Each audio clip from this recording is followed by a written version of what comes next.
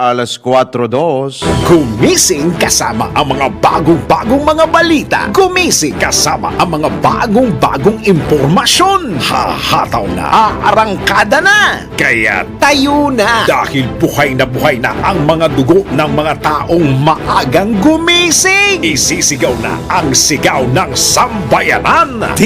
DWIZ Pinoy Gising. Kasama ang opisyal na gisingero ng bayan. Gising ang kahit na sino. Kasama si Drew Nasino. Live sa DWIZ Radio. DWIZ News FM Regional Stations. Live din sa Facebook at YouTube. Panoorin din ang live sa Aliw 23. Tayo na. Aba, umaga na. DWIZ Pinoy Gising. Pinoy Gising. Sa magandang morning, Luzon, Visayas, Mindanao, Mega, Manila at sa buong mundo. Thank God it's Friday. Ngayon po ay Pebrero at 16, taon 2024. Dururo na sino po ang inyong makakasama hanggang alas 5 po tayo ng Pinoy Gising. Pinoy Gising. Lipin na po natin ang mga nambubulabog at mga nanggigising na mga headlines. Death toll sa landslide sa Davao de Oro umabot na sa 72. Mga probinsyang nakararanas ng tagtuyot, madaragdagan pa. Withdrawal form para sa mga babawi ng lagda sa People's Initiative inilabas na ng COMELEC. Legislated 100 peso wage hike tinutulan ng mga negosyante. Panukala namang heartbreak leave para sa mga empleyadong sawi sa pag-ibig. Inihain sa Kamara. Matapos naman ang umano'y cyber attack account ng Philippine Coast Guard na bawi na. At buhay ng mga Pilipino bahagyang humaba batay sa pag-aaral. Kasama ang opisyal na gisingero ng bayan. Gising ang kahit na sino. Kasama si Drew Nasino. DWIZ Pinoy Gising. Pinoy Gising. Muli magandang umaga sa ating mga suking taga-subaybay na katutok po sa katikitalawang mga talapitan, mga cellphone, laptops o kaya ay tablet via DWIZ882am.com, yung ating pong official website, at sa Facebook live streaming. Good morning din po sa inyo sa mga nakatutok din sa YouTube at siyempre sa mga nanonood sa Aliw Channel 23 ngayon pong GGIF. Thank God it's Friday! Pinoy Gising. Pipilangaw natin ang detalye ng mga mainit na balita. Umabot na sa 72 ang na-recover na bangkay matapos ang landslide sa Barangay Masara, Maco, Davao de Oro. Batay sa pinakuling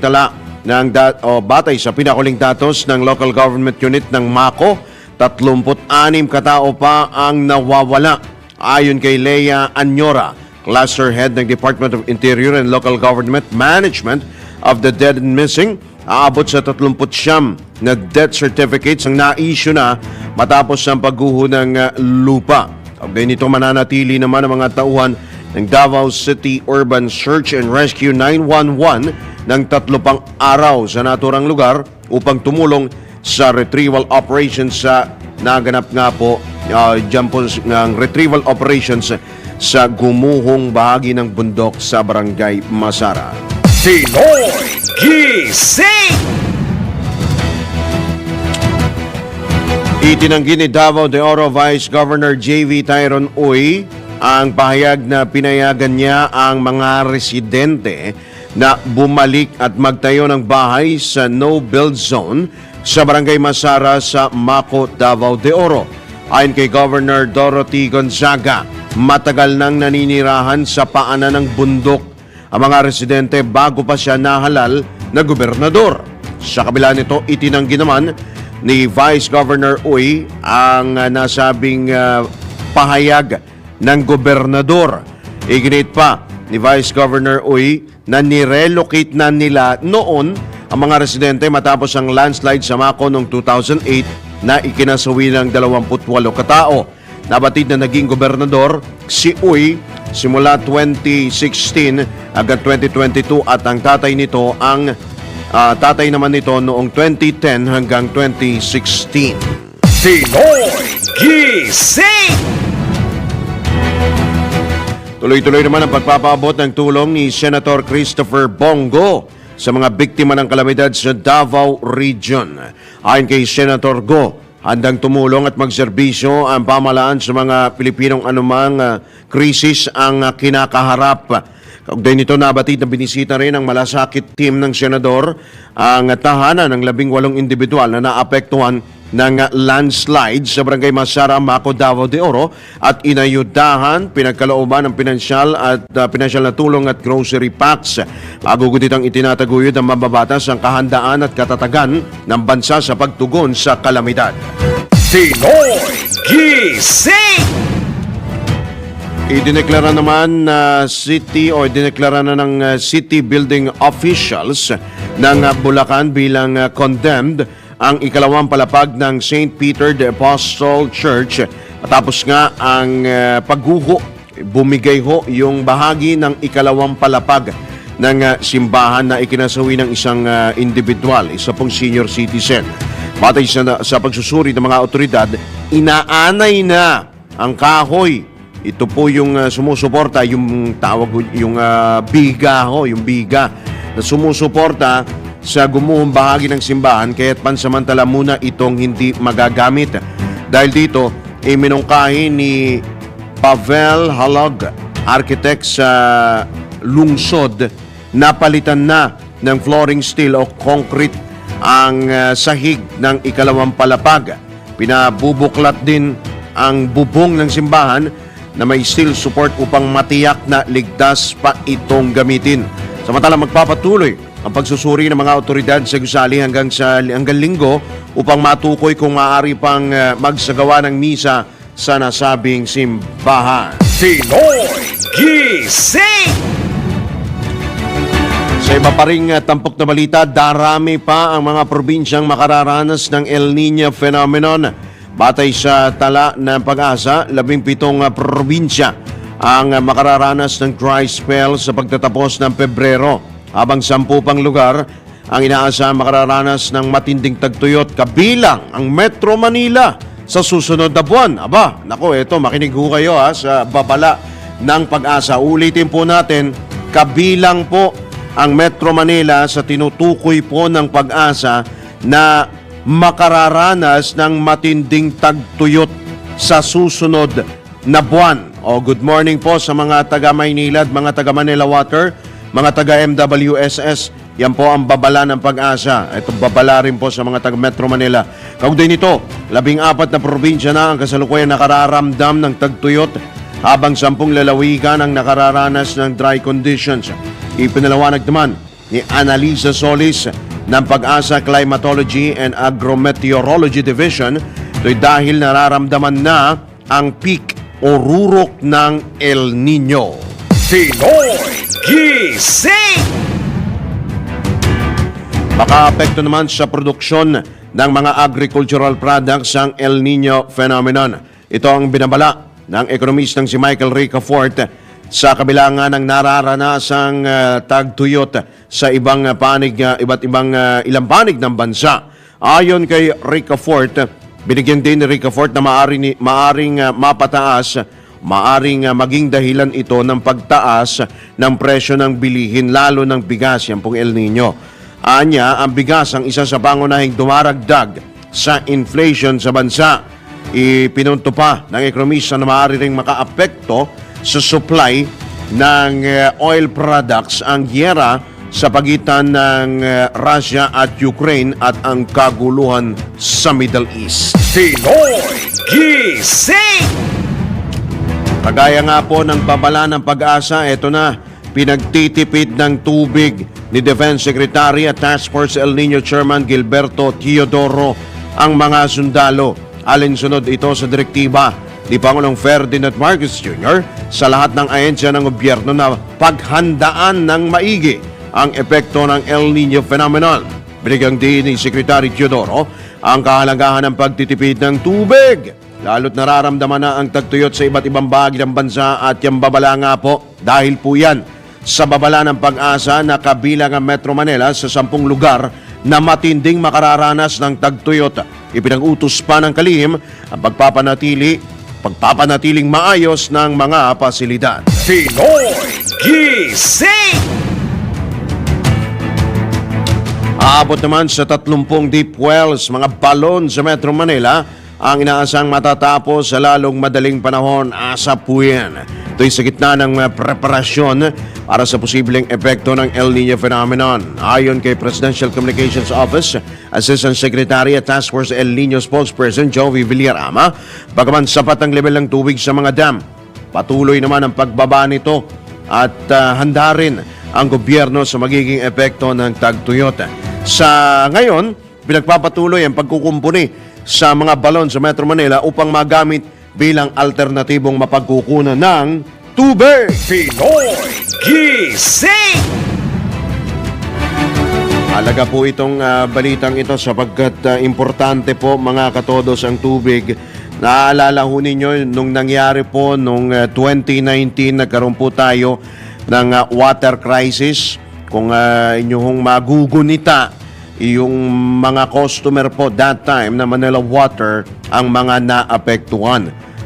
Dito naman sa Maynilad, halos sa araw-araw meron pong mga water interruption, pero bumabalik naman ho at yung mga ginagawa pong yung mga renovation po, yung mga rehabilitation efforts po ng Maynilad, kaliwat kanan din po, kaya't nakakaapekto na rin po sa daloy ng trapiko, lalo po sa lungsod ng Maynila, Caloocan, yung service area po ng Maynilad. Sa iba pa rin paksa ng mga balita, naglabas naman ang Commission on Elections ng form para sa mga nais bawiin ang kanilang mga pirma sa People's Initiative para sa Charter Change.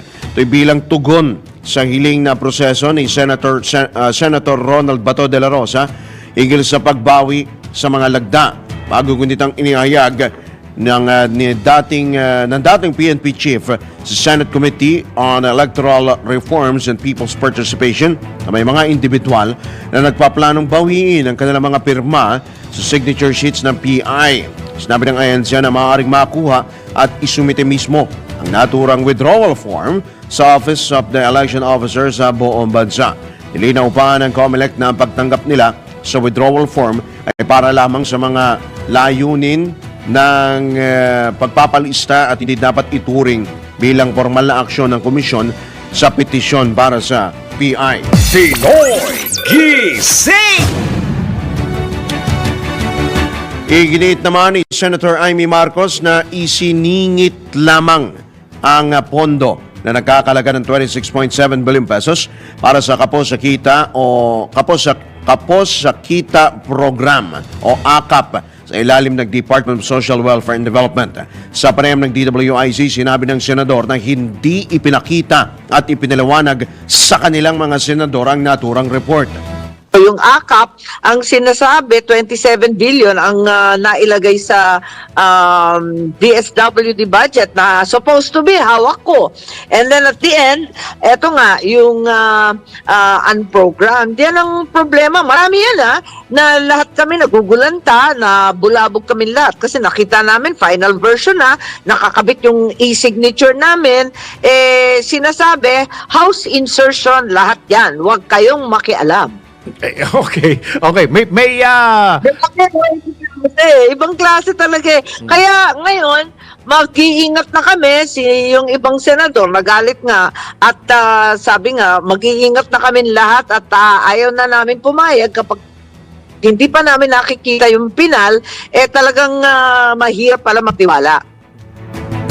Samantala, binigyan din ni Super Ate na walang nangyaring hidwaan sa pagitan ng Senado at Kamara, pero desidido siyang ituloy at tapusin ang pagdinig kaugnay sa issue. Wala naman problema, tapos bibirahin ka na naman sa press con. Alam ko na yan eh. Kaya, kailangan ko tapusin at talagang kung may nagamit ng public funds at may nagkaroon ng bribery, suhulan, may mananagot. Hindi naman po pwedeng walang mananagot. Yan talagang pakay natin. Yan po ang tinig ni Senador Amy Marcos sa panayam ng DWIZ. Pinoy Gising! Iwalay naman na naiimbestigahan ni Senator Amy Marcos ang ayuda sa Kapos sa Kita Program o AKAP ng DSWD na misteryosong lumitaw sa 2024 national budget.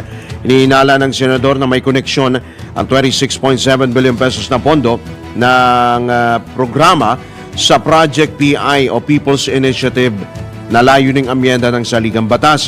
Nais ng Presidential Sister na masinsinang linawin ni DSWD Secretary Rex Gatchalian ang nasabing issue. Nanindigan din ang mambabatas na hindi lumabas ang bilyones na programa sa anumang subcommittee, plenaryo o iba pang debate ng Senado. Pinalagan din ni Senator Marcos ang pahayag ni Pampanga Representative Aurelio Don Gonzales Jr. na pirmado niya ang BICAM report ng 2024 national budget kung saan nakapaloob ang assistance program. Ayon sa Senador, isang electronic signature ang sinasabing pirma niya sa dokumento na kanyang ibinigay matapos ipasa ang budget. House insertion, yun na nga yung binabanggit ko niya, isiningit lang ang akap na nalaman at ikinagulat na lamang ng mga kapwa senador nang makita na nila ang pinal na bersyon. Sinabi pa nga ng Presidential Sister na maski ang Department of Budget ay nakita na lamang ito noong printed na ang dokumento, habang ang DSWD naman ay sinasabing hindi nila ito hiniling. Hindi na umano papayag si Super Ate na may magpapapirma sa kanya bago makita ang final version ng budget. At aminado na nagsisisi siyang nagtiwala sa Kamara na walang lokohang magaganap. Iginiit din ng senador na marami pang kababalaghan at house insertion na hindi alam ng kanyang mga kasamahan sa mataas na kapulungan ng Kongreso sa unprogrammed budget na lumobo ng todo-todo. Pinoy Gising! Pero meron pong pahayag si ACT-CIS Party List Representative Erwin Tulfo hinggil po dyan. Inamin po ni Congressman Tulfo na siya po ang brainchild, ika nga. Yan daw po ay noong yung akap po na yan, nung panahon pa raw ho niya yan, noong siya ay DSWD Secretary. Yan po ay kanyang ipinitch sa DSWD. At sinasabi nga po ni Congressman Tulfo na yan pong budget para sa AKAP ay hindi po yan para sa People's Initiative. Malinaw naman daw po na sinasaad dyan po sa programa na para po yan sa mga kapos ang kita. Pero hindi po yan para dun sa mga yung mga pinakamahihirap. Ipinapaliwanag naman po yan ni Congressman Tulfo. Pinoy Gising! Samantala, tanggap tayo ng ilang mga pag-uulat mula sa labas ng impilan. DWIZ Patrol Report! Army-wide Combined Arms Training Exercise o CATEX Katihan, ilalarga na ng Philippine Army. Ang detalye buhat kay Patrol 17 Jopel Peleño. Kasado na ang kauna-unahang Army-wide Combined Arms Training Exercise o CATEX Katihan. Ito ang inayag ni Philippine Army Chief Lieutenant General Roy Galido kasunod ng isinagawang media event sa Philippine Army Officers Clubhouse sa Fort Bonifacio, Taguig City. Pahayag ni Lieutenant General Galido na bahagi ang paghahanda sa makasaysayang malawakang pagsasanay para sa gagawing pagpapalit ng mga tinututukang prioridad ng Philippine Army mula sa panloob na seguridad patungo sa panlabas na depensa. Kalahok sa exercise na ito ang 4,000 hanggang 5,000 na mga military personnel na galing sa mga army units sa Visayas at Mindanao. Inaasahan naman ani Lieutenant General Galido na dadalawa ni Pangulong Ferdinand Marcos Jr. ang pagtatapos ng pagsasanay na isinabay sa pagdiriwang ng ika-127th Philippine Army Day sa Camp O'Donnell, Capas, Tarlac sa March 22, 2024. Binigyan din naman ni Army Chief Public Affairs at spokesperson Colonel Louis Di Maala na mahalagang hakbang ang CATEX Katihan para makalikha ng isang matatag na hukbong katihan. Ito si Patrol 17 Chopel Peleño para sa himpilang may tanong lakas, DWIZ. Nagbabalita ng tama, naglilingkod ng tama. Kapag may bagong balita, naka-on air, agad-agad, DWIZ Patrol Report. Alright, tanggap naman tayo ng police report mula sa ating Metro Patrol. Metro Patrol Report. Yan sa Kamanava, Aling Bet Samson. Ali Bet. Go, Bet Samson. Wala po dyan sa Kamanava, most wanted person na aresto sa Caloocan. Aling Bet. Yes, Sir Drew. Sa bisa ng warrant of arrest, nasa kote ang isang lalaking akusado na tinaguri ang most wanted person alas 3 ng hapon itong Miyerkules sa number 65 G. Martinez Extension, Kapanalig Street, Caloocan City. Kinilala ni Caloocan Police Chief Police Colonel Ruben Lacresta ang akusado bilang si alias Yuri, 35 anyos, fitness instructor at residente rin ng 65G Martinez Extension, Kapanalig Street, Caloocan City. Sa ikinasang manhunt operation ng pulisya, na-corner ang akusado ng warrant and subpoena section na nagresulta sa pagka-aresto ng akusado sa kasong lascivious conduct under Section 5 of RA 7610, 5 counts, na inisyu naman ni Honorable Barbara Aleli Hernandez Briones, presiding judge ng Family Court Branch 1, Caloocan City noong February 1, 2024 na may rekomendadong piyansa ng 1 million pesos. Ito si Metro Patrol Bet Samson para sa himpilang metodong lakas, DWIZ. Nagbabalita ng tama, naglilingkod ng tama. Pinoy Gising. Alright, maraming salamat si Aling Bet Samson. Mula ho dyan sa Kamanava. Sa iba pang balita, 2 sa 3 suspect na sangkot sa pamamaril sa isang volunteer doctor sa Maguindanao del Sur, hawak na ng PNP. Nagbabalik si Patrol 17 Chopel Peleño. Nasa kustodiya na ng pulisya ang 2 sa 3 suspect na sangkot sa pamamaril sa volunteer doctor na si Charmaine Baroquillo sa Buluan, Maguindanao del Sur. Sa ginanap na briefing sa Campo Crame, sinabi ni Police Regional Office Bangsamoro Autonomous Region Director Police Brigadier General Alan Nobleza na nasa edad na 16 hanggang 18 ang 2 suspect na sumuko sa mga otoridad. Patuloy namang tutugis ng pulisya ang gunman na napag-alaman na isa ring minor de edad. Pahayag ni Nobleza, pagnanakaw ang pangunahing motibo ng mga suspect na dati na ring nasangkot sa seri ng robbery hold-up at murder. Naharap ngayon sa kasong attempted robbery at frustrated murder ang mga suspect. Nagpapagaling na ang biktima sa paggamutan at nasiligtas na rin itong kalagayan. Ito si Patrol 17 Chopel Peleño para sa himpilang may tanong lakas, DWIZ. Nagbabalita ng tama, naglilingkod ng tama. Sa iba pang balita, Submarine Cable Network inilunsad na ni Pangulong Marcos. Ang report naman ni hatid ni Patrol 13 Gilbert Perdes. Inilunsad ni Pangulong Ferdinand Marcos Jr. ang pinakamahabang domestic submarine cable network sa Pilipinas na inaasahang magpapabilis daw ng fiber internet sa bansa. Sa seremonya na ginanap sa isang hotel sa lungsod ng Makati, pinangunahan nga ng Pangulo ang lighting o pagpapailaw sa 2,500 km Philippine Domestic Submarine Cable Network. Sa kanyang talumpati, ibinahagi nga ng Pangulo ang pagiging positibo at excited para sa proyekto na ito raw yung pinakamataas na capacity sa lahat ng domestic submarine fiber cable network sa Pilipinas at ito raw yung magkokonekta sa mga isla mula sa Quezon hanggang Zamboanga.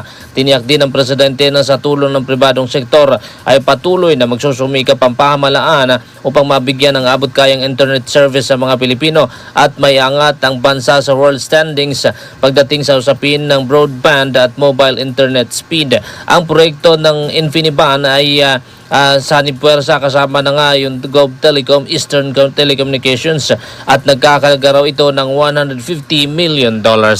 Patrol 13, Gilbert Perez para sa himpilang may todong lakas. DWIZ, nagbabalita ng tama, naglilingkod ng tama. Kapag may bagong balita, naka-on air agad-agad. DWIZ Patrol Report. Unang bugso pa lamang po ng mga balita mula sa labas ng impilan. Magbabalik po ang Pinoy Gising makalipas lamang ang ilang mga paalala. Oras, 26 na sandali makalipas ang ika-4 ng morning. Pinoy Gising! Pinoy Gising! Sa oras na 32 sandali makalipas ang ika-4 ng morning sa ikalawang bahagi po ng Pinoy Gising, alamin po natin ang balita mula naman sa probinsya. Ronda Probinsya! Tuloy na police operation laban sa mga traffic violators na kitaan ng positibong epekto. Detalye mula Bicolandia, Maray na Aga, Melvin Machado. Panoy Maray na Aga, pinuri ng pamahalang lungsod ng Naga sa pamumuno ni Naga City Mayor Nelson Legasyon ang liderato ng Naga City Police Office sa pangunguna ni City Director Police Colonel Erwin Rebellion dahil sa tuloy-tuloy na pagpapatupad ng mga batas trapiko na nakapaloob sa sustained big time operation. Katuwang ng Naga City Police Office ang LTO, Highway Patrol Group, Public Safety Office at Barangay. Hindi lang mga nakamotorsiklo ang nasisita at nabibigyan ng citation ticket at temporary operators permit dahil pati mga naka-SUV ay hindi pinapalampas sa checkpoint na nakalatag sa mga boundary ng lungsod. Kabilang sa nakita ng positibong epekto nito ay ang pagbaba ng road crash at pagdami ng mga pumupunta sa tanggapan ng LTO upang magrehistro ng sasakyan o kumuha ng lisensya. Ito ang Ronda Patrol, Melvin Machado para sa impilang may todong lakas, DWIZ. Nagbabalita ng tama, naglilingkod ng tama. Pinoy Gising! Alright, maraming salamat si Melvin Machado mula po dyan sa Bicolandia. And speaking of traffic violation, speaking of palagay po ng traffic, lalo ho kapag rush hour, ay ang MMDA at LTO po ay isinusulong po na irehistro ang mga e-trike at e-bike, maging pati obligahin na rin ho sila, yung mga driver, na kumuha ng lisensya para para i-regulate ho yung pagdami ng mga e-bike at e-trike sa kalsada, lalo po dito sa Metro Manila. Kung inyong napapansin, kung kayo ho ay madalas ho sa kalsada, yung mga motorista, mga nagko-commute po araw-araw, napapansin ho ninyo, bigla hong dumami. Ito po mga e-bike, mga e-trike. Tila baga napapalitan na kung sino nga ba talaga ang hari ng kalsada, lalo sa Metro Manila. Yung jeep na malaki, tapos biglang nagsusulputan yung mga e-bike, mga e-trike, at target nga po yan ng MMDA. Kahapon po nagpulong po ang MMDA, LTFRB at LTO. Kaya pala tinatawagan natin kahapon si Attorney Romando Artes. Abala pala sila kahapon, nasa meeting pala sila kahapon. At target nga ho ng MMDA na maglatag ho ng mga regulasyon sa pagmamaneho po ng ang dami ho niyan. Actually, yung mga doon lang sa Maynila, lalayo ko pa ba? Sa Maynila, sa may Divisoria, di ba? Ang dami niyan, ha? At akala mo parang mga nagkalat parang ano rin no? Kung ganun karami yung tao, ganun din karami yung e-bike. Di ba? Lalo dyan sa Divisoria, ang sikip na, sumikip na po ang mga e-bike, e-tricycle. Kabilang na po sa mga tinatarget po ng MMDA, LTO at LTFRB na iparehistro yung mga e-bicycle yung mga e-tricycles na dumadaan po doon po sa mga malalaki pong kalsada. Meron mga tumatawid pa ng EDSA. Ayon sa MMDA, plano rin nila na obligahin ang mga driver ng mga e-bike, mga e-trike na kumuha ng lisensya.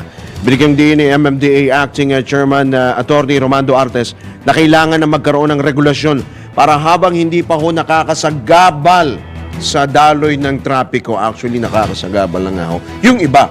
Lalo ho dun sa mga masisikip po ng mga kalsada. Ay, nako, talagang bubulyawang ka pa niyan. Kaya itong panahon na ito, namimiss. Alam mo ko, Ate Yes, kung sino namimiss ko na sa ganitong panahon? si Colonel Bong Nebriha na nasa Santa Mesa na po ngayon, nagtuturo po ng traffic discipline. Diyan po yan sa MMDA.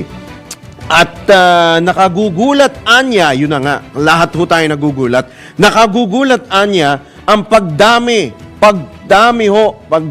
ho ng bilang nito hong mga e-bike at e-trike sa lansangan. At take note, hindi lamang sa Metro Manila, ito po kumakalat. Grabe naman, parang sakit naman yung pagkakabanggit. Hindi lamang daw ho sa Metro Manila, kapansin-pansin din daw po ang pagdami nito po mga e-bike, mga e-trike sa mga probinsya.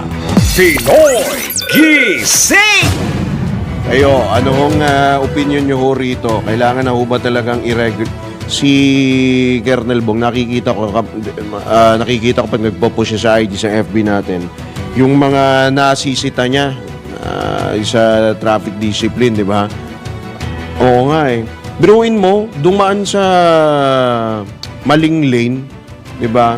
Tapos siya pa galit, di ba? Nasa maling lane na siya pa galit. Motorsiklo ito. Ay nako. Alright, sa pagpapatuloy pa rin ng ilan pa mga balita. Pinoy Gising! Naniniwala si dating Supreme Court Senior Associate Justice Antonio Carpio na hindi na kailangan ng charter change upang mapaunlad ang ekonomiya ng Pilipinas. Ginawa ni Carpio ang bayag sa gitna ng isinusulong na economic charter change o CHATCHA. Ayon sa dating maestrado, mas liberalize o mas malaya ang ekonomiya ng bansa kumpara sa Vietnam at China dahil sa mga kasalukuyang batas kaugnay sa investment. Tinukoy din ng dating maestrado ang problema hinggil dito tulad ng burokrasya sa pamamaraan sa investment, mataas na singil sa kuryente at rule of law o pagpapatupad ng batas. Pinoy Gising! Sa iba pang balita, iginiit ng Employers Confederation of the Philippines o ECOP na hindi umanok kakayanin ng maliliit na negosyo sa Pilipinas ang 100 pesos na dagdag sa arawang sahod ng mga manggagawa sa pribadong sektor. Sa panayam ng DWIZ, sinabi ni ECOP President Sergio Ortiz Luis Jr. na 70% ng mga negosyo sa bansa ay small o micro-small and medium enterprises. Ipinunto pa ni Luis na maging ang mga ekonomista ay tutol din sa nasabing panukala. Yung micro na 90% sila, anong tax break bibigyan mo? Marami naman to, hindi ko bigita eh. Wala naman binabayaran din. Yung bisa nga, lugi pa eh. So, nung pandemic, kalahati rin, nagsara eh. Hanggang ngayon, meron pang sumagbukas, natatakot dito sa 100 pesos na to dahil di rin nakakayanin talaga yan. Ayaw magbukas. Kung meron ba nagpapasok ng sa micro, mga new entrance yan. At saka yung mga dati, hirap na hirap. 13-month pay lang nun, di mabayaran ng mga nadyan. Yung mga pasweldo linggo-linggo or quincenas, hirap na hirap sila. Dadagdagan mo ng 25%. Nako, hindi para mo na sinabi magsara na lang kayo. Iginit pa ng Pangulo ng ECOP na tanging mga manggagawa na nasa formal sector ang makikinabang o nakikinabang tuwing mayroong wage increase. Yung nasa formal sector, yun lang nabebenepisyohan pag nagkakaroon ng wage increase. Saan ba yung, sino ba yung mga yon? Ito yung may mga employers, no? Mga 10% sa ngayon, yung minimum wage earners. Noong 52 million. Ngayon, kung sasabihin mo across the board, pati yung mga kung nagkaroon ng distortion, pati general manager, president, aabutin na 16%. But the other 84%, yan yung kasama rin yung, of course, yung government employees, kasama yung unemployed. Opo. 84% yan. Yan po ang tinig ni ECOP President Sergio Ortiz Luis Jr. sa panayam ng DWIZ. Pinoy Gising! So talatanggap tayo ng pagulat mula sa ating Metro Patrol. Metro Patrol reports! Sabi natin mula sa Bulacan kung ano yan kay Kakang Louie Angles. Kaka. Yes, magandang umaga, Kaka. Bukas na ang 3 araw na mega job fair na isinagawa sa Glenary Resort sa Barangay Sabang, Baliwag, Bulacan. Tatagal ito ng mula February 15 hanggang 17, 2024 na nag-aalok ng 6,000 trabaho kung saan 3,500 dito ay trabaho sa ibang bansa at 2,500 ang lokal na trabaho mula sa 50 employers. Inorganisa ito ng bagong reforma ng Provincial Public Employment Service Office kabilang ang mga inaalok na trabaho na may mataas na sahod at mga managerial position, professional job para sa mga sektor ng healthcare, banking, financing, at maging hospitality, tourism, at maging itong infrastructure development. Iba ito sa parito ay ang high skill job at gaya ng manufacturing, construction, retail, food, preparation, at dinaos din ang nasabing mega job fair bilang bahagi ng target ng Kapitolyo na magsagawa ng buwan ng job fair upang dumami pa ang magkakaroon ng trabaho mula sa mga pag-unlad ng lokal na industriya at resulta ng mga opisyal na state visit ni Pangulong Ferdinand Romualdez Marcos sa ibang bansa. Mula rito sa Bulacan, ito si Metro Patrol, Lumialias para sa Impino Metodo Lakas.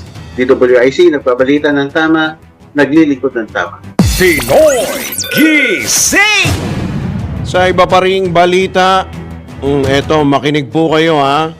Isinusulong sa Kamara ang isang panukala na naglalayong bigyan. Para ho ito sa mga manggagawa. Kung sa Senado po ay ang 100 peso legislated wage hike para ho sa mga manggagawa sa pribadong sektor, sa Kamara naman, isinusulong ang tinatawag po na heartbreak leave at emotional support para sa mga empleyadong bigo sa pag-ibig. Ayon kay Cagayan de Oro City Representative Lordan Suwan, may akda ng panukalang Heartbreak Recovery and Resilience Act o House Bill 9931. Layunin nito na matulungan ang mga empleyado na naghihirap dahil sa pinagdaraan ng pagkasawi sa pag-ibig. Sa ilalim nito, bibigyan ng isang araw lang pala. Isang araw na unpaid heartbreak leave kada taon ang mga empleyado na wala pang 25 taong gulang. 25. Wala pa daw 25. Sinong pasok? Meron ba? Meron. Ang mga empleyado na edad 25 hanggang 35 ay mayroon namang 2 araw na unpaid heartbreak leave kada taon. Habang ang 36 na taong gulang pataas ay may 3 araw na unpaid heartbreak leave ang maaring gamitin kada taon. Ipinalawanag pa ni Suan na para maging kwalipikado ang mga empleyado ay kailangang lumiham kay sumulat sa kanyang employer kaugnay sa pinagdaraan ng hinagpis at simbuyo ng damdamin dulot po ng pagkabigo sa pag-ibig. Pinoy Gising! At diyan po nagtatapos ang liham mula po kay... Ay, iba pala yun. Dear Pangga pala yun. Alright na. Kayo, Ate Hias, payag ka? Heartbreak leave daw. Ha? Iba yung nabe-break no? Punit na, hindi mo na kailangan. Punit ang budget. Alright. Magbabalik po muli ang Pinoy Gising makalipas lamang ilang mga paalala oras, 15 minuto bago sumapit ang ganap na alas 5. Kasama ang opisyal na gisingero ng bayan. Gising ang kahit na sino. Kasama si Drew Nasino. DWIZ. Pinoy Gising. Pinoy Gising. Alright, tayo po ay nasa uling bagay na po ng Pinoy Gising. Ilang mga pahabol na lamang po ng mga balita bago tayo magtungo. Meron ko mga side comments ho dito kaugnay ho doon sa panibagong panukalang batas na makapagpapagaan di umano sa, hindi ko rin alam, sa pamumuhay ng ilang mga Pilipino. Ito, ang balita ho naman kaugnay po sa cyber crime. Nabawi na ng Philippine Coast Guard ang kanila pong X account o yung dati pong Twitter account matapos ngang mapasok ng mga hacker Nabatid sa tulong ng ex-support team na recover ang nasabing account. Din ito, pinalakas pa ng ahensya ang kanilang mga hakbang, yung kanilang pong security upang maprotektahan ang kanilang account laban sa mga security breaches. Ipinaalala naman ng PCG sa publiko na maging maingat sa pagtanggap ng mga succeeding tweets mula sa nakompromisong account.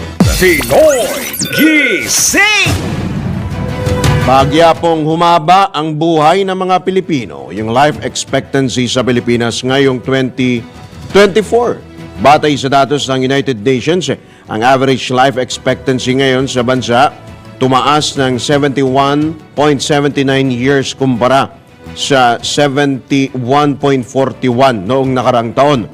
Mabot naman sa 85 years ang life expectancy rate sa Hong Kong po yan at sa Japan, habang 54 years sa Central African Republic.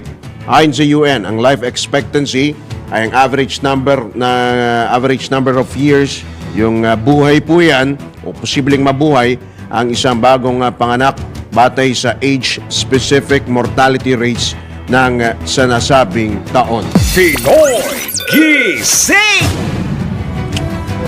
Samantala, ika-4 ang Pilipinas sa may pinakamataas na kaso ng TB o tuberculosis. Ayon kay Health Secretary Ted Herbosa, isa sa nakikitang dahilan ng pagtaas ng TB ay ang nag-aatubiling mga Pilipino o pag-aatubili ng mga Pilipino na magpatingin at magpagamot sa mga barangay health centers kahit ito pa man ay libre. Dahil dito, patuloy na ipinatutupad ng DOH ang ilang hakbang tulad na lamang ang pagpapalakas sa mga testing center, pagtutok sa kahalagahan ng 6 na buwang gamutan at pagbibigay ng libreng gamot upang maibsan ang pagkalat nga po ng nasabing sakit. Nanawagan naman ang kagawaran sa publiko na samantalahin ang libreng pagpapagamot na ipinagkakalob ng gobyerno at kailangan tapusin ang 6 na buwang gamutan. Pinoy Gising!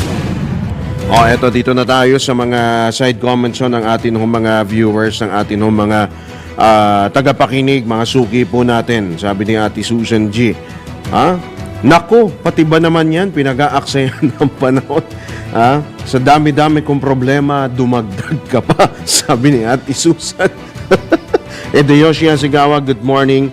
TGIF, Sir Drew from Japan, marami pong salamat sa inyo pong pagtutok. Sabi naman ni Nestor Rivera, heartbreak leave? What? Sabi ni Kuyang Nestor, marami pong salamat mula dyan sa North Cotabato. Magandang umaga po sa mga taga North Cotabato. Pasukin natin si Kuyang Genesis Chavez dyan po sa Silicon Valley, sa may San Jose, California. Niniwala ako pag sa huli may makulong kung kulong yan talaga. Yung sa binabanggit natin kanina, sa may tinutukoy ni Kuyang Jen. Yung sa landslide ba yun? Kung may mapapanagot? Condo Test, good morning din. Marami pong salamat sa inyo pong pagtutok. Si Kuyang Nelson Malinaw, good morning din po sa inyo mga katodos. TGI, happy Friday din po. Jaylon, Mike Montero, marami din pong salamat sa inyong pong pagtutok. Albert Hernandez watching from Valenzuela City, magandang umaga po sa inyo, mga suki ho nating mga maaga pong gumigising. Yan, nabanggit ko na si Hideo Albert Hernandez from Malinta. Yan, taga Malinta pala itong si Albert Hernandez. Marami pong salamat sa inyo pong pagtutok. Yan. So yan po, sila po ay nagtataka bakit dumagdag pa ang inihaing panukalang batas dyan po sa Kamara. Oo nga naman. Yung mga mambabatas ho natin mukhang nabitin siguro sa Valentine's Day. Good morning po sa mga mambabatas. Yan.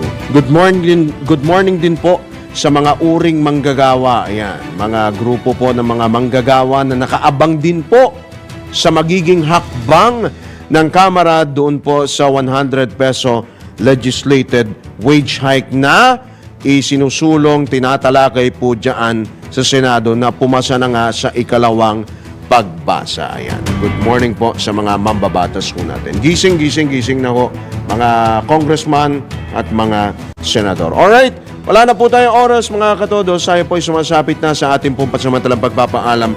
Ngayon pong araw na ito ng TGIF, thank God it's Friday. Ngayon pong Quiapo Day. Pero bago namin kabitawan, pasadaan ho muna natin ito pong patama quote for the day. Ang pinagdaraanan mong pagdurusa ay hindi panghabang buhay. Sa makatwid, yan po ay lilipas lang.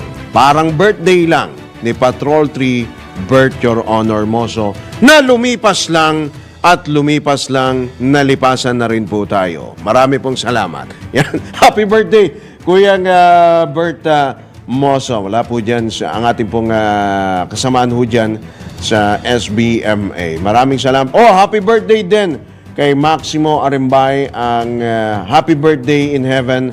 Yan po ang ama ng ating pong kasamaan dito na si Auntie Yasmin Pantaleon, ang ating pong communication assistant. Marami pong salamat sa lahat po ng mga tumutok, mga suki ho natin. Next week, magkarinigan, magkasama-sama po muli tayo. Ganap pong alas 4 hanggang alas 5 po sa Pinoy Gising. Susunod na po ang Arangkada Balita kasama si Ms. Judith Estrada Larino at Mayan Day Palma. Ito po muli nyo lingkod, Drew Nasino, nagbabalita ng tama, naglilingkod ng tama. Happy weekend!